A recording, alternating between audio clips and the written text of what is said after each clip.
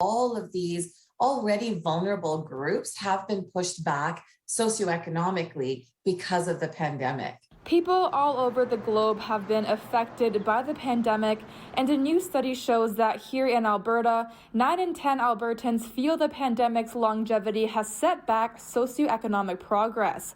The survey done by Bromwich and Smith through Angus Reid finds low-income earners have felt the greatest economic impact since March 2020, and they are also the most likely to be stigmatized. When you're dealing with debt, you feel like everybody else has it all together, and what did you do wrong? Rajan adds, historically, there's been a lot of social shame and stigma attached to financial issues. But as the pandemic goes on, it seems as if Canadians are shifting their mindset and becoming more empathetic.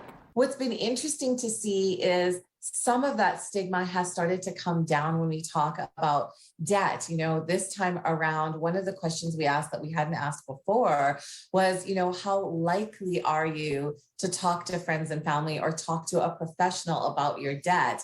And something that to me signifies some hope in Canada is 82% are feeling less judgmental about people that struggle with their money. And 36% of Albertans are willing to talk to a debt professional about that debt. Laura Kavanagh is a psychology and behavioral sciences professor. She says the longevity of the pandemic and the financial hardships that come from it cause chronic stress. And chronic stress can lead to a vicious cycle for those experiencing poverty.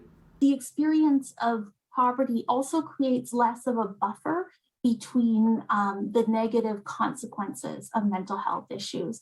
So if someone is wealthy and depressed, or wealthy and struggling with, let's say substance use disorder, there's more buffer between them and the negative consequences. Like, for example, they may have more sick days, they may have more access to resources. Rajan hopes this survey can help destigmatize financial hardships and that more Canadians can show empathy towards individuals with challenging pandemic experiences.